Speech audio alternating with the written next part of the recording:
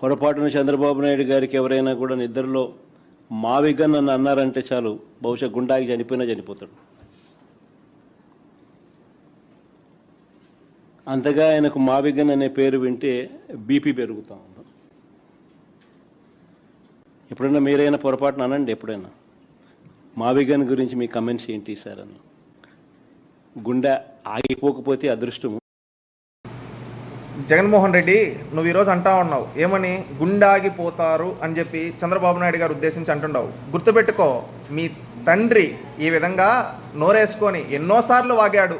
లాస్ట్కి కాలం సమాధానం చెప్పింది జగన్మోహన్ రెడ్డి గారు. మీరు హుందాతనంగా వ్యవహరించండి. నేను 2-3 మాటలు నిన్ను చిల్లర మాటలు అనగలను, కానీ నేను చిల్లర వ్యక్తిని కాదు, అది గుర్తుపెట్టుకో నీలాగా.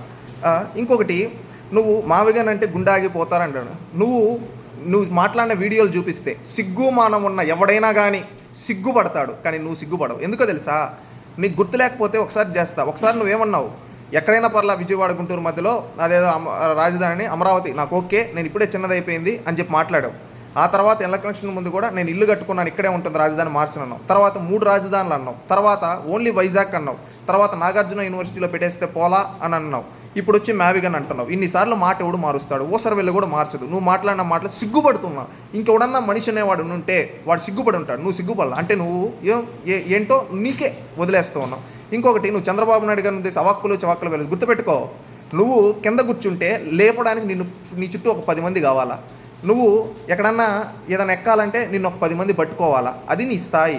ఈ రోజుకి కూడా ఆయన ఈ వయసులో కూడా ఒక 25 ఏళ్ళ 26 ఏళ్ళ యువకుల్లాగా పరిగెడుతూ ఉన్నాడు ఈ రాష్ట్రం కోసం, ఈ రాష్ట్ర ప్రజల కోసం, ఈ రాష్ట్ర భవిష్యత్తు కోసం. ఈరోజు ఆయన చేసే రివ్యూలు కావచ్చు, ఆయన ప్రజలతో ఉన్నంత కావచ్చు. నీ 5 ఏళ్లలో నువ్వు 1 సంవత్సరం ఉన్నావా? అలాగా లేదు.